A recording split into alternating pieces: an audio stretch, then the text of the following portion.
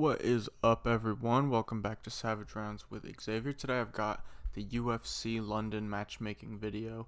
I had the recap yesterday. Go check that out if you haven't seen it.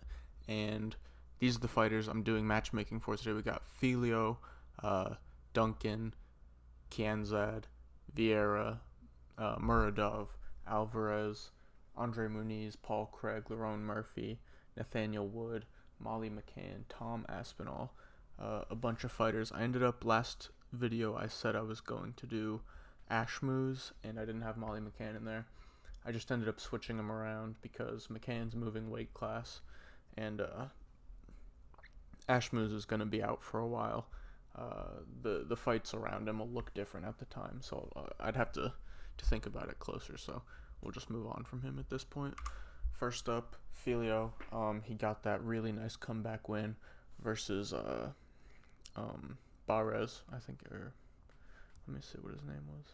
Yeah, Barres. There's a Brazil card coming up. I've talked about it a lot. We've had a lot of Brazilians lately, so I'm kind of filling up that card if any of these matchups actually get made. But another guy that fought relatively recently, and both these guys kind of are on a similar path in the UFC. Both have 2 fights in the UFC. Their first fight, a guy in the rankings on short notice, really tough. And then their second fight, somebody still tough, but much more manageable and beatable. And they both got it done. Their second go around, Alessandro Costa. I think this would be a really fun fight, and definitely whoever wins, if they do it in Brazil in front of their home crowd, would really get to start looking up towards the rankings. I know they've only had 2 fights each, but they both proved against tougher guys that they are maybe not ready for that top level yet, but they're high level guys themselves, and then going and proving that against guys they can be or should be, and they got it done. I think this would be a really fun fight too. Both guys really good on the ground and throw bombs on the feet, so that would definitely be a banger. And the Brazilian crowd would go wild. Next up, Chris Duncan. He's beat some good guys so far. Obviously, this Ashmoos fight, he hurt his arm early. I picked Chris Duncan to win regardless. I think he would have gotten the job done. But Ashmoos did break his wrist early, so obviously he wasn't able to fight the fight he wanted, implement his game plan in the way he wanted. He was kind of winging big shots and staying alive to the best of his ability. So he beat Omar Morales in his debut. I'm pretty sure that was his debut. Let me double check. Yeah, so he's got 2 Contender Series fights, 1-1 there, and now 2-0 in the UFC. So on a good little run. Another guy, I was going to do Jamie Malarkey, but I can't remember who he got scheduled against, but I did just see today, before I was coming to make this video, that he was, Jamie Malarkey did get scheduled today, so I had to change that up, and I'm going with another guy who fought on this card at 155 pounds, Fares Ziam. He's on a nice little win streak, I believe, so I think he's on a 2-fight win streak now after initially, I don't think McKinney was his first fight in the UFC though, no. So he started off doing pretty well in the UFC, starting off 2-1, loses to McKinney, and now he's on another 2-fight win streak.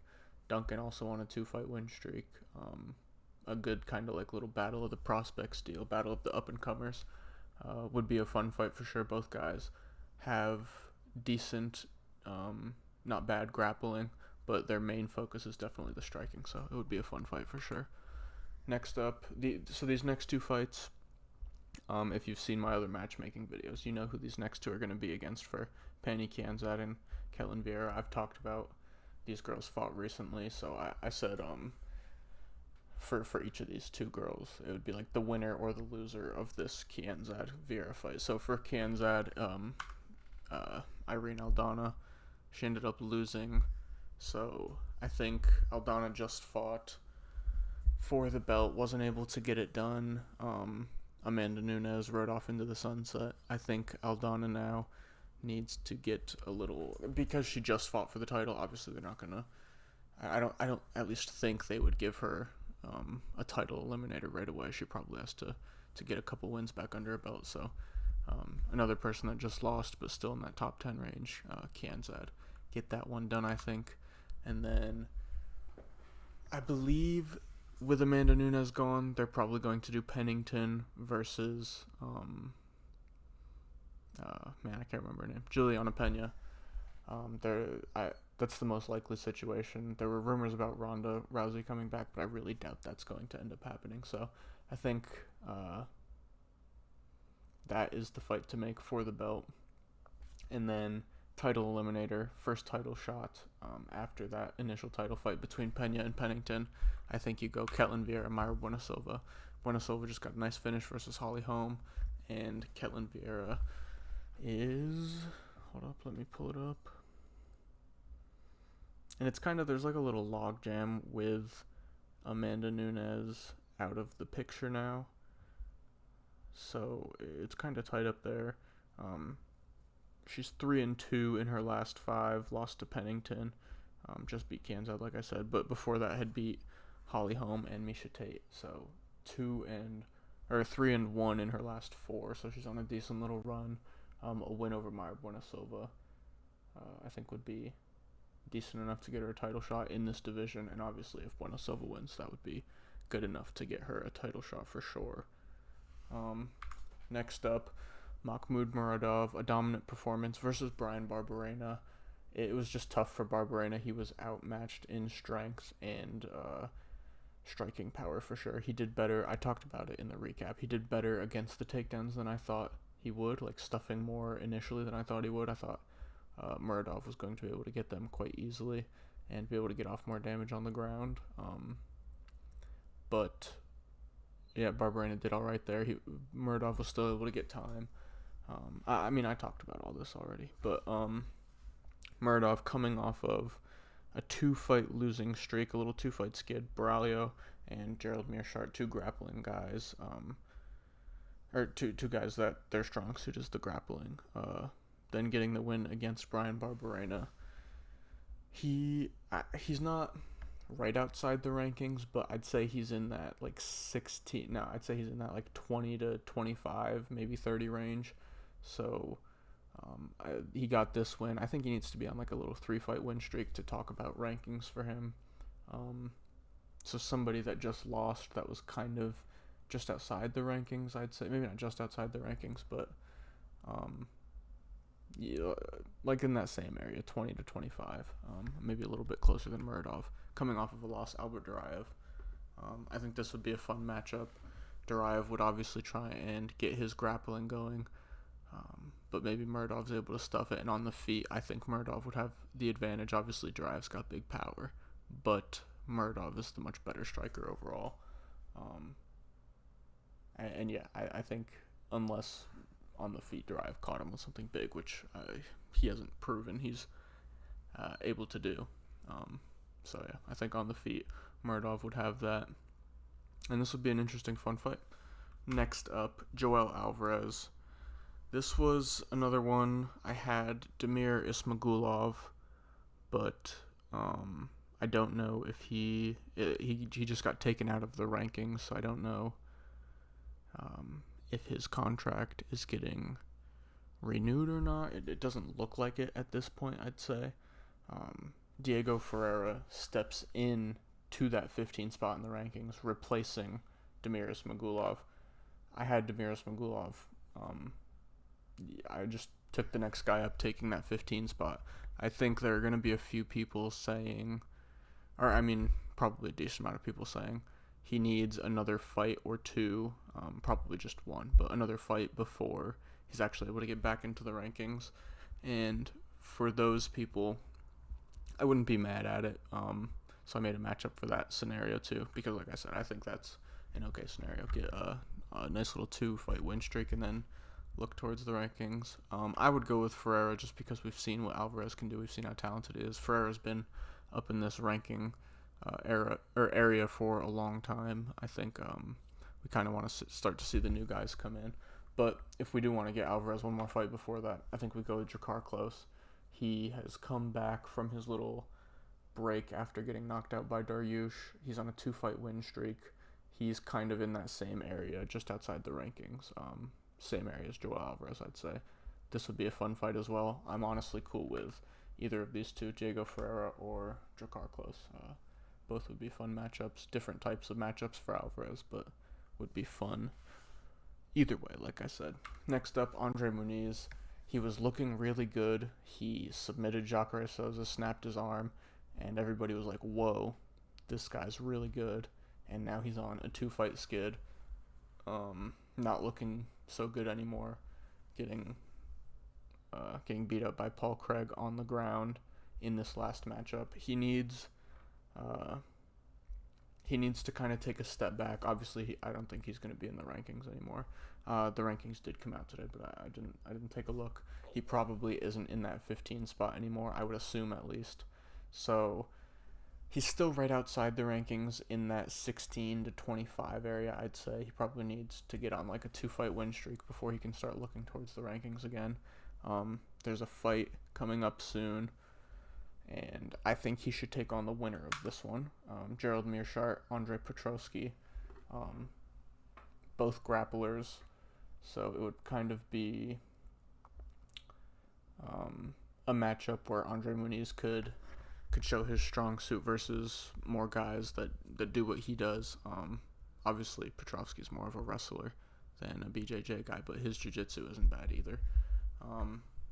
And yeah, he just needs to get a win under his belt, and obviously for either of these guys, Meerschaert and Petrovsky, different points in their career, but at this point in both of their career, having Andre Muniz on their record as a win would be big for them.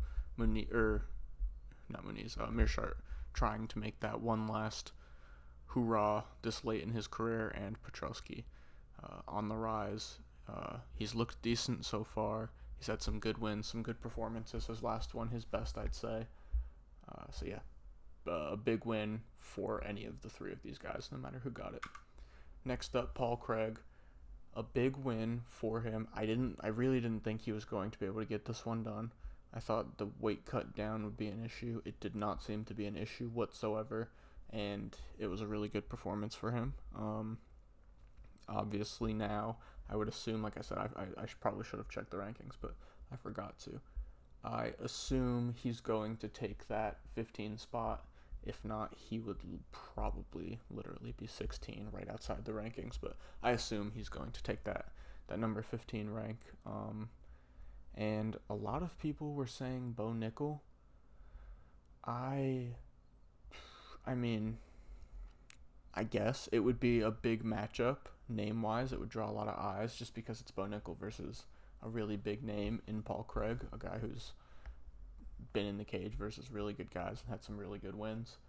But I talked about it after Bo Nickel got that last win. I don't think there's any reason to rush him into these rankings yet. He's 4 or 5-0 now. Obviously, he's a super prospect. His wrestling is incredible, and he's got the submission skills. His striking seems to be improving. He got a knockout in this last fight, but he hasn't done it against anybody too top level yet, so I think the jump to Paul Craig would be kind of crazy. I put it after the guy I put just because it's being talked about so much. But for Paul Craig, I think he should look at somebody in the rankings. I'm going with Jack Hermansson.